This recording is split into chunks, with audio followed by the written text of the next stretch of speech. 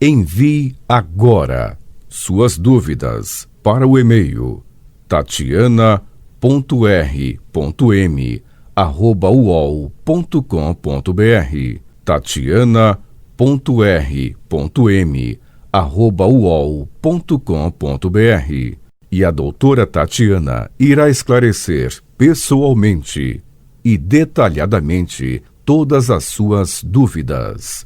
Ligue em São Paulo para 34 39 85 85. Repetindo, 34 39 85 85. Olá, queridos ouvintes, estamos com mais um programa Leis do Sucesso. Bom, Leonardo Rolim, presidente do INSS, confirmou que a volta dos atendimentos presenciais nas agências do INSS foi novamente adiado. Pois é, como tem uma série de questões, eles não estão totalmente preparados para a volta, para atender as pessoas, então talvez reabra dia 31 de agosto ou ainda dia 8 de setembro. Bom, eu não sei nem sexta, sétima, oitava vez que eles adiam a abertura das agências do INSS. O que é bem complicado, né? Porque tem muita gente que está passando fome, que precisa, que tem que ter o serviço presencial e a pessoa está, assim, passando necessidade e não tem. Poderia, sabe, reabrir, ter uma questão só agendamentos, sabe? Ter o quê? Ter o distanciamento, porque tem gente que está realmente numa situação, né, desesperadora. Então, é muito complicado ficar adiando, aí a pessoa fala, bom, dia tal, liga, marca, tem todo um trabalho, vai lá, não, a agência não vai abrir de novo. São mais de 5 meses já, né, que está fechado, então é muito, muito complicado. Mas tá aí a notícia, então, dia 31 ou, quem sabe, dia 8 de setembro. Isso se não sofrer novos adiamentos. Tudo é possível, tendo em vista que a gente já teve aí várias vezes datas, né, marcadas para abertura e aí depois adiado. Bom, o INSS, né, tem novas regras, né, oficiais para o cumprimento de exigência, isso é importante, que é a entrega da documentação complementar para análise de pedidos de benefícios enquanto os postos de atendimento estiverem fechados ou com funcionamento prejudicado devido à pandemia da Covid-19. Então, inspirado pelo sistema conhecido como drive-thru, a exigência expressa, que é o nome oficial do serviço, permite ao segurado entregar um envelope contendo cópia simples da documentação solicitada pelo INSS. Então, o serviço já estava disponível em 239 agências de São Paulo desde o início de julho e ainda em fase de testes. E avançou em outros estados, alcançando ao todo 831 unidades do país. Então, com a oficialização do serviço em implantação e ampliação para todas as agências do Brasil, o INSS modificou algumas regras. A principal mudança é a necessidade de agendamento para entrega das cópias. Antes, você ia lá e entregava. Agora, não. Agora, você precisa agendar, tá?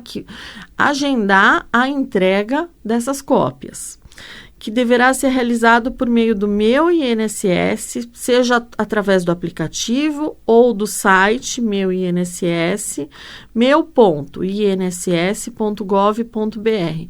Ou ainda, você pode fazer esse agendamento pelo telefone 135.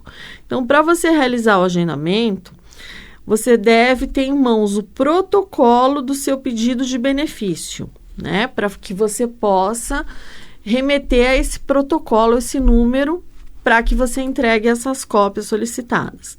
O INSS também desenvolveu um formulário padrão a ser preenchido e incluído pelo segurado no envelope. Essa ficha, ela está disponível pela internet e também em papel ao lado das urnas que permanecerão nas portas das agências de segunda a sexta entre 7 da manhã, das 7 da manhã até a 1 da tarde. Então, das 7 às 13.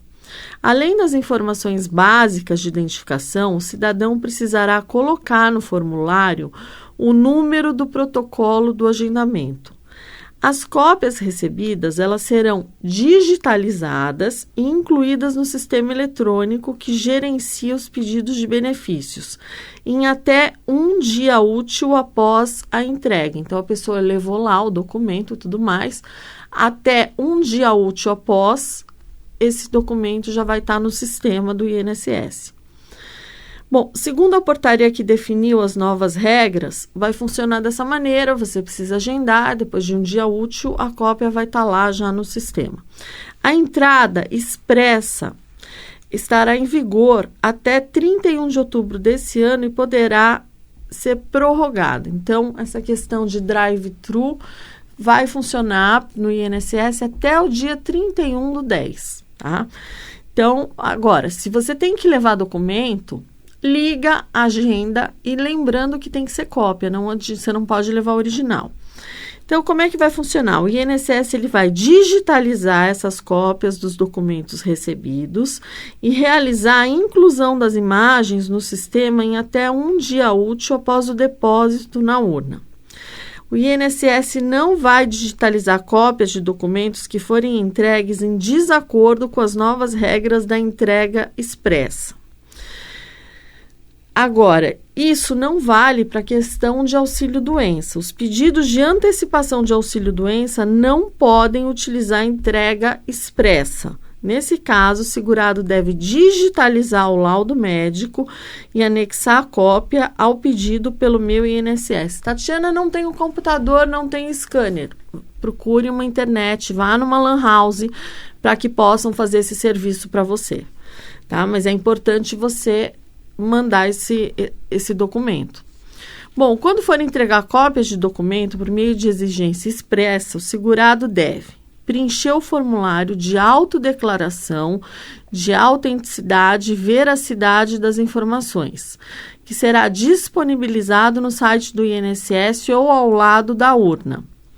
Tem que incluir documentos solicitados pelo INSS e formulário de autodeclaração de autenticidade e veracidade das informações em envelope.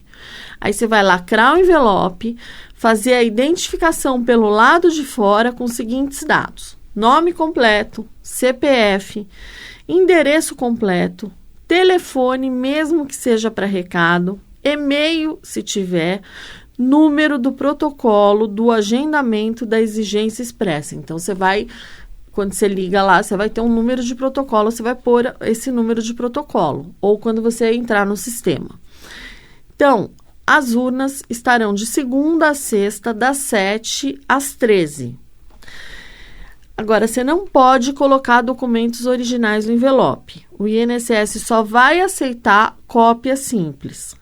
A cópia dos documentos não serão devolvidas e, após a análise, elas serão destruídas. Então, se necessário, o INSS entrará em contato com o segurado para pedir os documentos originais. Agora, o INSS suspendeu o prazo para o cumprimento de exigências que não podem ser realizadas à distância, como nos casos em que é preciso analisar um documento original. Então, nos casos em que o INSS considerar que a exigência pode ser cumprida à distância, o prazo de 30 dias a partir da comunicação com o segurado poderá ser contado. Então, se eles mandarem uma comunicação solicitando cópia e você não cumprir, você não cumpriu a exigência. Tem que cumprir. Então, você pega, agenda e leva lá a cópia que foi solicitada. Então, isso daí o INSS formalizou as regras para receber documentos complementares necessários para a conclusão das análises de pedidos de benefícios. Esse sistema foi criado para permitir análise de requerimentos enquanto os postos estão fechados devido à pandemia de Covid-19. A exemplo do que já estava ocorrendo em São Paulo, segurados de todo o país poderão levar cópias da documentação aos postos do INSS. Então, cumprimento de exigência é o nome do procedimento que o INSS solicita ao cidadão documentos complementares para que a análise de um pedido de benefício possa ser concluída. Então, exigência expressa é como o INSS passou a chamar o sistema em que o segurado entrega nas agências cópias da documentação exigida. E aí, na porta de cada agência, o segurado vai encontrar uma urna onde ele pode depositar um envelope com cópia simples da documentação. Tem que fazer agendamento. Não adianta você chegar lá, implorar, falar que você está passando necessidade, que você não agendou porque você não conseguiu. Faça o agendamento, porque, assim, primeiro que nem vai ter ninguém lá para te ajudar. Vai ser um segurança terceirizado, só vai ter lá a urna. Então, faça, não corra o risco, porque eles não vão considerar. Se você for até lá e não agendar, eles não vão considerar. Então, tome cuidado com isso. Então, as entregas das cópias de documento nas agências passam a ser obrigatoriamente agendadas. O agendamento está disponível no Meu INSS, seja no aplicativo, seja através do site. Também é possível marcar a data e hora da entrega da papelada por meio do 135. E o INSS já deixou claro que não vai considerar os documentos entregues sem o prévio agendamento. Bom, então, e quando você for ligar lá para fazer o agendamento, você tem que ter o protocolo do pedido do benefício, né? Que é o principal, que você tem que ter o número do benefício que você solicitou para que eles possam saber qual é a referência, para que eles possam juntar no procedimento correto. Agora, se você acha muito complicado ir até a agência, você não quer, você pode entrar pelo site, mandar o documento pelo site. Aí você vai escanear em Lan House, ou você procura alguém da sua confiança, vá num advogado que possa fazer isso para você. Lan House, a única questão é que muita gente usa o computador e às vezes pode ficar algum dado seu lá gravado. Mas se você não quiser, você procura um advogado, alguém que mexa com o INSS que possa te ajudar com essa questão. E aí a pessoa pode mandar o documento por você.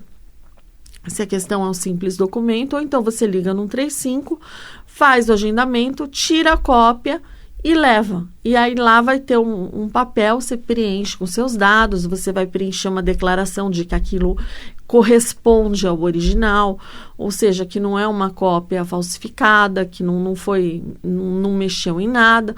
E aí sim você apresenta essa cópia para que você possa ter seu benefício analisado, porque muitas vezes está esperando só um documento para analisar. E cuidado que agora vai passar a ter prazo, né? Então, agora passa a ter prazo. Deu 30 dias, eles pediram, você não levou, você não cumpriu a exigência. Então, tome cuidado com essa questão também. Bom, falar um pouquinho agora do 14º salário, que eu prometi para vocês, que eu sempre que puder eu vou falar desse 14º salário. Bom, o senador Paulo Paim pediu apoio dos senadores para que fosse aprovado o projeto de lei 3657 de 2020, que permite aos aposentados e pensionistas receberem o 14º salário do INSS de forma emergencial, por conta da pandemia do novo coronavírus. Então, de acordo com o senador, o benefício pode socorrer os idosos que estão no grupo de risco e ainda pode ser uma injeção de recursos na economia, principalmente dos municípios brasileiros. Então, atualmente, são cerca de 35 milhões de aposentados e pensionistas do INSS e cerca de 80% deles recebem apenas um salário mínimo mensal. Então, o senador disse que a crise do país contribuiu ainda mais para aumentar as dificuldades que já eram enfrentadas por esse grupo social, que acabou perdendo a capacidade de renda e com poucos recursos não conseguem se manter. Então, a recessão é enorme. O custo de vida aumentou drasticamente. Hoje as aposentadorias não dão conta, elas acabam não dando conta, né? Esses são os argumentos do senador. Paim ainda afirmou que essa concessão do 14º salário do INSS para os segurados do órgão seria uma questão humanitária, pois contribuirá para o amparo dessa categoria vulnerável da sociedade brasileira. Porque os aposentados e pensionistas, eles sustentam toda uma rede familiar.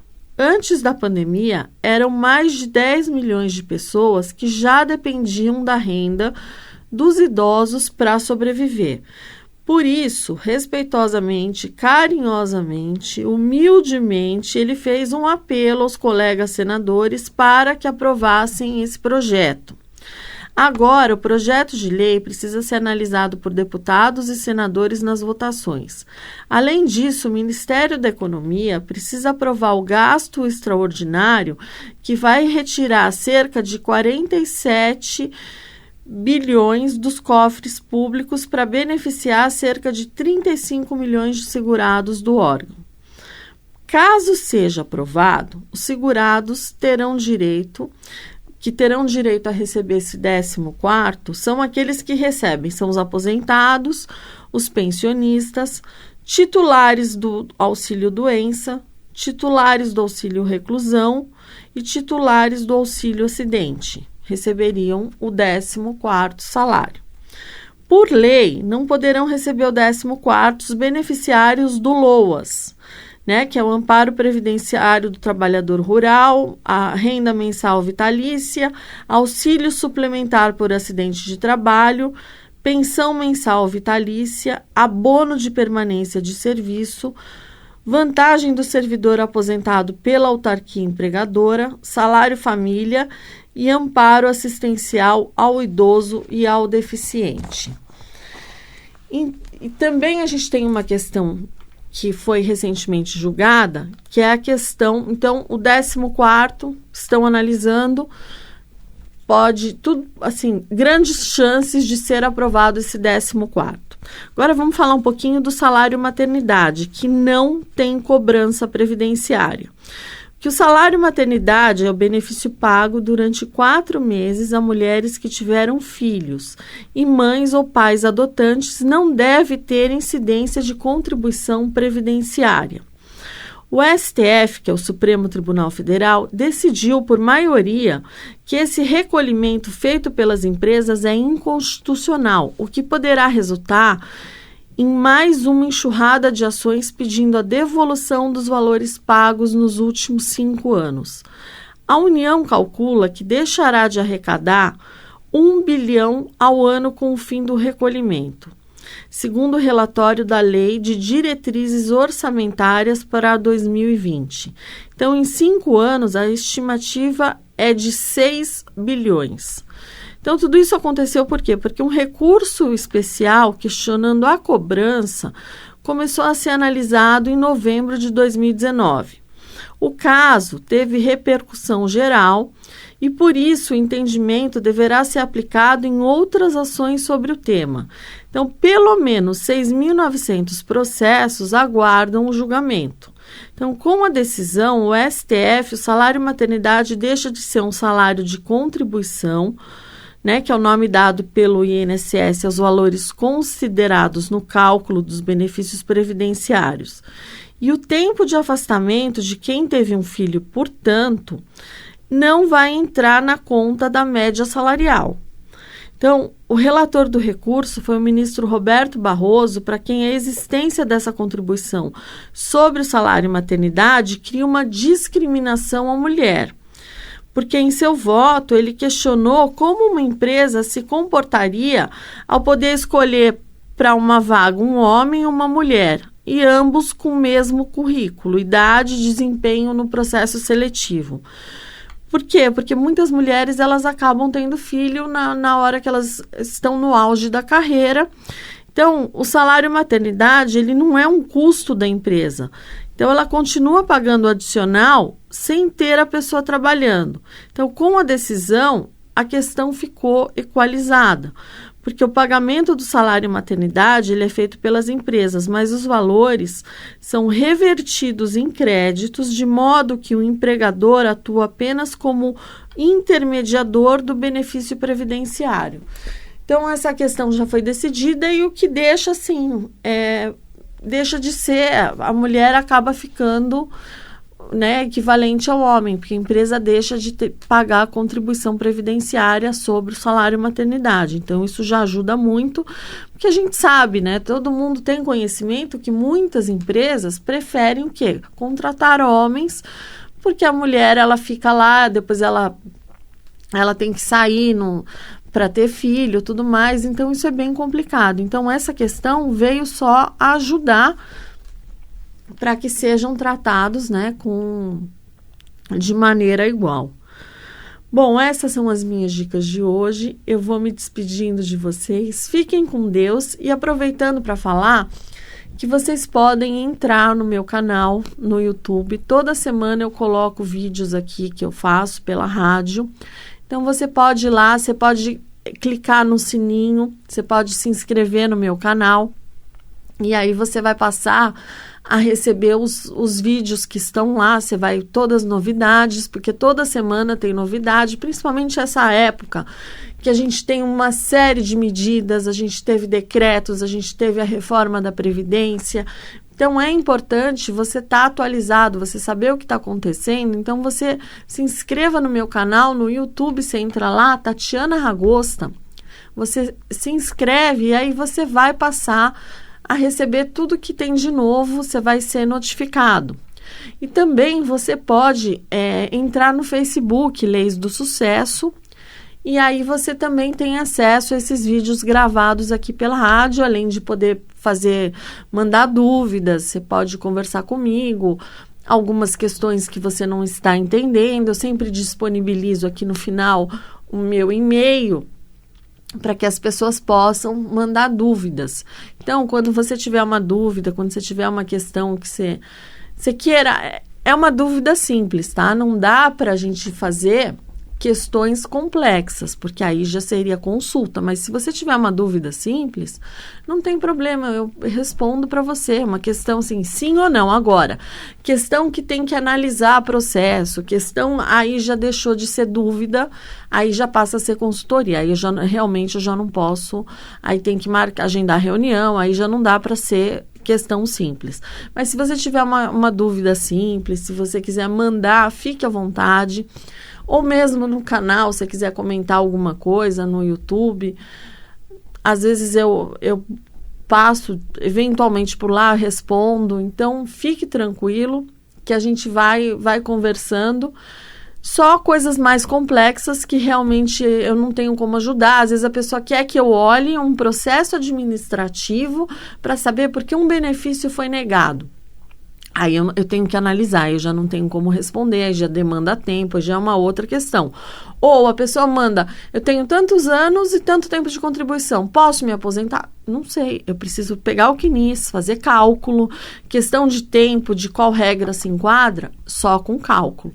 Aí já fica, não é má vontade minha, é que realmente eu não tenho como responder, aí precisa agendar uma reunião ou mandar documentação por e-mail, daí eu informo como é que funciona, tá? Mas dúvida simples eu respondo com todo prazer. Bom, gente, agora o tempo estourou mesmo, eu vou me despedindo de vocês. Fiquem com Deus e até o próximo Leis do Sucesso. Envie agora suas dúvidas para o e-mail tatiana.r.m@uol.com.br tatiana.r.m@uol.com.br E a doutora Tatiana irá esclarecer pessoalmente e detalhadamente todas as suas dúvidas. Ligue em São Paulo para 34 39 85 85. Repetindo, 34 39 85 85.